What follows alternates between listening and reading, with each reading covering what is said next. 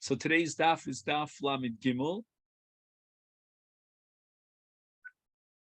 On Lamed Gimel Lamed Aleph, we got down to Rabbi Eliezer Omer. That's where we stopped. So that's approximately, say, rounding it off to about 15 lines down from the top. And the discussion here is going to be about Eidim Zomimim. We said that Eidim Zomimim, according to the Rabbanan Shita, is an exception to the rule. Normally, we would say that Malchus knocks off Mammon, but here it goes the reverse. And when the Torah says, "Vasisam lo kasher zomam lasos liyachiv," and you testified falsely against Reuven that he's chayav 200 zuz to Shimon, you have to pay Reuven 200 zuz, and therefore you're exempt from Malchus. And now the Gemara is going to quote another opinion on this issue. Rabbi Eliezer Omer, Eidim zomimim mamona michalme umilke lo loki. The reason why Eidim zomimim will pay asher zomam and they'll be exempt from Malchus is mishum gelav b'nei hasronin. It's not because they're really chayav Malchus and the momo knocks off the Malchus, but rather not chayav Malchus at all, because the precondition for a chayav Malchus, for violating any law in the Torah like Yelosana, is hasra. And Eidim Zomimim did not get a hasra. And the Gemara is going to analyze this in the name of Rava. When would we give them a hasra and exclude every possible time period in which we could give them a hasra?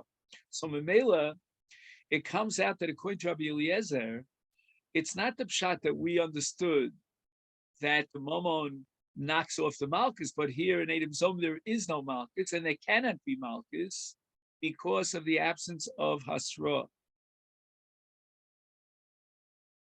Omar Rava Teda. Rava is going to now analyze why it's impossible in the case of Eidim Zomimim to give a hasra. Isrei Bahu Emas. Let's go through all the possibilities and exclude them. At what point in time are we going to warn the Eidim not to testify falsely? Nisri Bahu Meikara. If when they walk into Bezdin and they're about to give their testimony, that's called Meikara, Amri Istalayan. They're going to say that by the time they got around to give their testimony, because there was a whole period of time between when they started and they entered into Bezdin until they actually testified. And as a matter of fact, we'll see that even after their testimony, we still give them a short period of time in which they could rescind their aid. So there's a long period of time. Ishtalim, they're going to say, we forgot the Asra. And this is a basic principle in Asra. It's clarified by the Gemara in Masechet Makis, that Asra has to be over le'averes halav. It has to be immediately before, almost attached to the averes halav. If a period of shihui of zman passes by between the Asra and the violation of the Asra, then they could always say, we forgot the Asra. Now, again, in the Lumdisha world of abstract analysis, I don't believe that we really think that they're correct by saying we forgot the Hasra. But the fact that they could theoretically claim they forgot the Hasra proves that this Hasra was not connected to the Averes Halab. The Maisa Avera has to have a Hasra. The Hasra has to be attached to the Maisa Avera. So, for example, if let's say Aidan would give you a Hasra today for an Avera tomorrow, or they give you a Hasra today for an Avera that you're going to commit in a month's time. Obviously, that is a very extreme case in which there's no siruf, there's no connection between the Hasra and the Maisa Avera. The Gemara is saying that in the case of Aidan, when they come in to first testify, and Bezdin is going to clarify whether Roy Lahaid, Bezdin are going to investigate whether they are Ketanim or Gdolim, whether they're Psulim or not. This is going to be a whole procedure. By the time they get around to do the Avera, if they testify falsely, they could claim they forgot their Hasra. But now let's go to the other option. Nisru Bahu B'Chas Maisa. Why don't we give them Hasra just as they're about to start their Eidos, not when they first came in? Gemara says, Parshe v'lo mishadi. You're going to undermine the entire process of Edus, the entire entity of Edus, because if you're going to warn witnesses that if two other witnesses are going to come in and say, Manu Yisem, you're going to be killed, they're not going to want to give their Edus. As we say in Hebrew, why should I get involved in Edus? Again, the Torah commands me to get involved in Edus, but why would I want to put my life on the line such that any two Yankel barrels will come along and say, Manu Yisem, and then basically is going to take us out to the base Askila? I'm not going to want to give Asra. Nisu Basof. Well, there's a third possibility. Why don't we give them Asra after their Edus? So you'll ask, well, what meaning and what significance could that have? They've already testified. The answer is we have a halacha called Toch Kidei Dibur, which means that they can still rescind their Edus. The Gemara doesn't know that yet. The Gemara says, "My Dahava it's already too late. You can't give them Asra after they've done the affair, they've implemented the affair, they gave their Edus." And the Gemara says, "Maskif le'abai v'nisri behu Toch Kidei Dibur." And if it's Toch Kidei Dibur, after they've given their Edus, then that Hasra is chal, and we warn them that if you're perjuring yourself, then you better rescind your edus, and you could pull it out and cancel your edus. Toch kidei dibur, the time that it takes to say Shalom Alecha Rabbi Umori. So now, in the light of Abai's attack, we have to come up with another explanation to Rabbi as to why Rabbi Lezer does away with Hasra in the case of Edom Zomim. But first, what the Gemara is going to do is before it defends Rabbi Eliezer, the Gemara is going to attack Rabbi Eliezer on a second count. In addition to Abaye's objection to Rabbi Eliezer, the way Rav explained Rabbi Eliezer, Maskef lo Ravacha Bered Rav Ikov and Nisrei Behu Meikara, Benerames Behu Remuse. Now, let me give a little background to the psychology of the Gemara.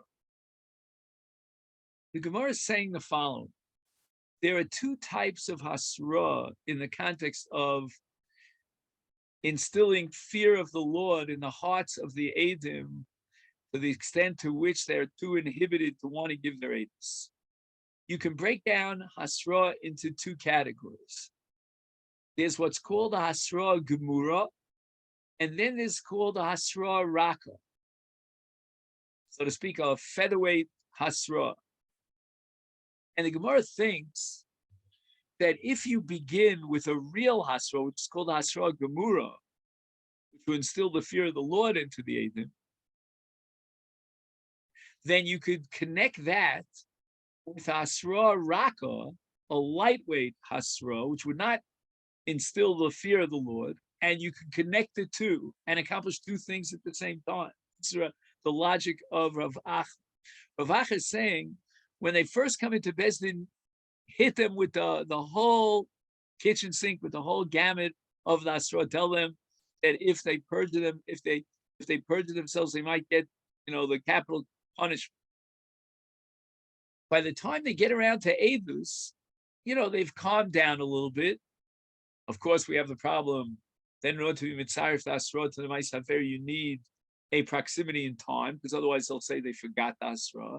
What we'll do is we'll give them a remiza, like as if to say, do you remember what we spoke about earlier? But at this point, they're already in the thrust and the throes of the Edus, and they're no longer overwhelmed by the fear of the original harsh Hasra Gemura. Right? Then the Gemara says, Adar Omar Abai Lav Miltzi Diamri. Now at this point, Abai rethinks his argument about giving a Hasra to the Eidim after they gave their Eidos Toch Kidei Dibur, and he says the following. I have another reason why Eidim Zomimim do not get Hasra. Eidim Zomimim are punished under the law of Kasha Zoma. What did they want to do to the Nidon? And we have to duplicate exactly what they had in mind to do the Nidon and, so to speak, push it back onto them. Well, when they testified against the Nidon, and again, we're talking about Edom Zomim, falsely, that Reuven killed Shimon, and therefore Reuven should be killed, they didn't give Reuven a Hasra because the whole thing didn't happen. Esau kedaited Edom Zomim Tzrichim Hasra, lo masrinim bahu, lo katlina bahu, we cannot kill the Edom unless there was Hasra. Then Mika Midi, this is going to undermine the whole mechanism of Kasha Zoma. Mika Midi, the inu boy katil below Asra. They wanted to kill Reuven, the Nidon, without Asra. They didn't want Reuven. The whole story is a made-up story. The inu boy Asra, but we're not going to punish them unless they had Asra. You cannot fulfill the Vasisim law in which you rebound off the Nidon back to the Edom. And in the Nidon's case, there was no Asra. And yet, you're going to insist that the Edom themselves have Asra. It can't be. Maskif law, now the Gemara objects to Abaye's reformulation. Rav Sama Breder of Yomi Alamiyato. According to your logic, that in order to fulfill Kasher Zomam, you have to impose a chiyuv on the Edom even in the absence of Asra. Ben Grusha ben Chalutza, the lo kasher zomam, lo mi kasher zomam komis Rabbi, the boy Asra. Abai, you're basically saying that fundamentally we should apply the requirement of Asra to Edom Zomim the way we require it for any punishment that business is going to beat out to a violate. The only problem is kasher zomam. What about a case where Edom perjure themselves with a false testimony, but we're going to punish them under a different law, not under the law of Kasher Zoma. And that's the case at the beginning of Masechet Makos called Ben Grusha ben Chalutza. The Gemara derives from Tzukim, Vasisim lo v'lo l'saro, and therefore Ben Grusha ben Chalutza who are chalalim, and they passel their children, b'toras chalalim, there's no din of Kasher Zoma. In fact, the reason why we give Malchus, Edom Zomimim, who falsely testified about so-and-so that he's a Ben Grusha ben Chalutza, is because of the halacha of Losana Briachet Shoker, not because of Kasher Zoma. And therefore, according to your logic, Abai, there should be Asra. Before the Edom testify on a Ben Grusha ben Chalutza, we should have to give them Asra to warn them that if they turn out to be Edom Zomim, we'll give them Malchus. And that's going to be with Asra, because Abai says fundamentally we cannot punish the Edom without Asra. The only difference is the Kasher Zoma. But here in the case of Ben Grusha ben Chalutza, we're not operating with the mechanics of Kasher Zoma. More answers on my crop. The pasuk Mishpat Echad Yelakulchem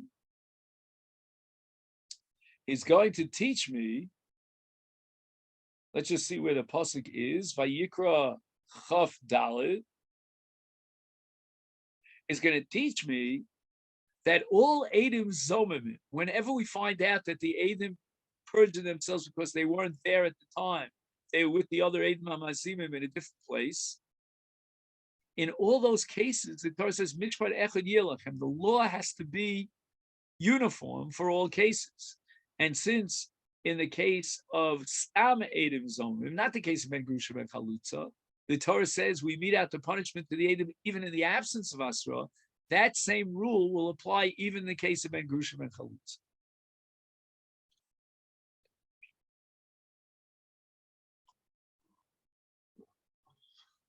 Okay. Now, Rav Shisha is going to go back to the Gemara Daf Lamed Beis. The Gemara said there that Achovel Bechavero, the Torah says, Shifto Yitain V'Rapa Yirapi, to teach me that the Chovel pays a monetary compensation to the Nechbal. And Rabbi Yochanan pointed out that he doesn't get Malchus.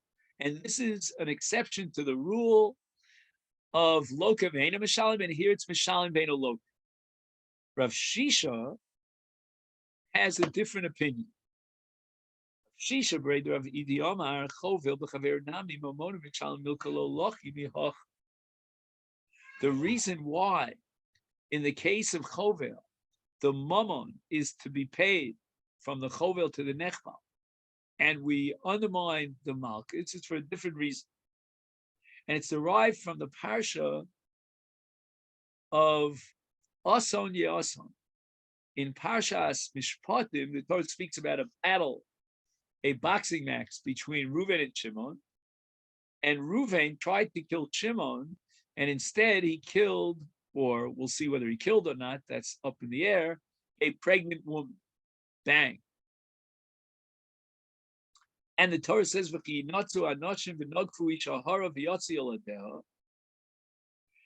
Abelazar, matzus is the same as in Hebrew a mariva, shebemisa kosim.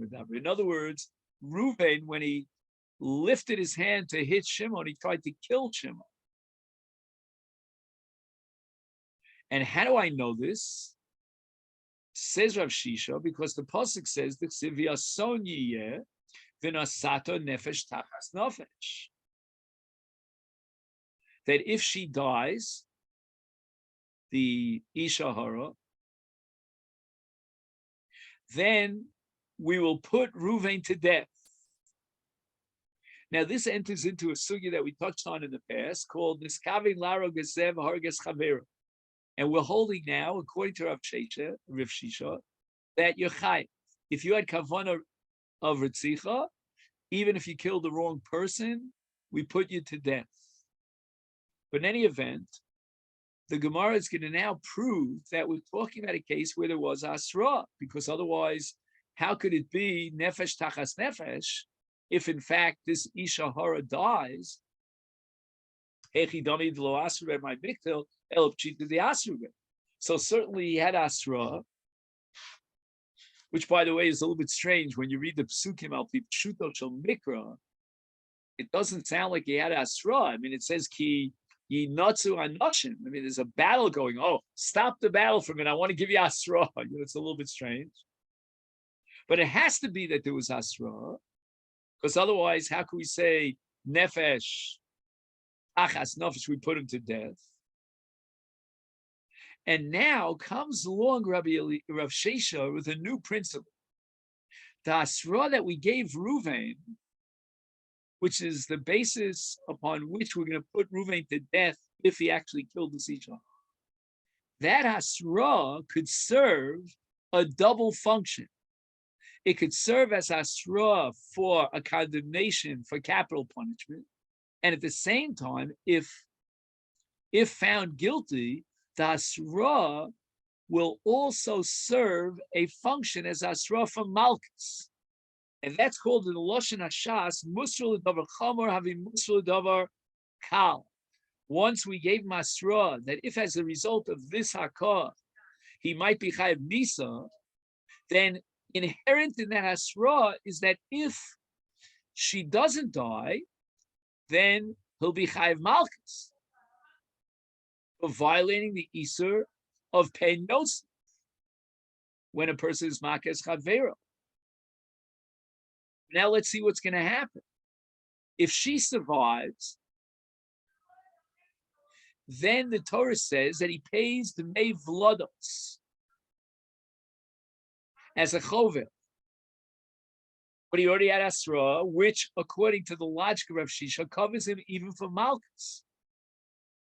Amar Achmana v'lo ason, in event that she doesn't die, she survives. He's not chayav misa because he didn't murder her. Is anosh ye'anich, means he's going to have to pay Dmei Vlados.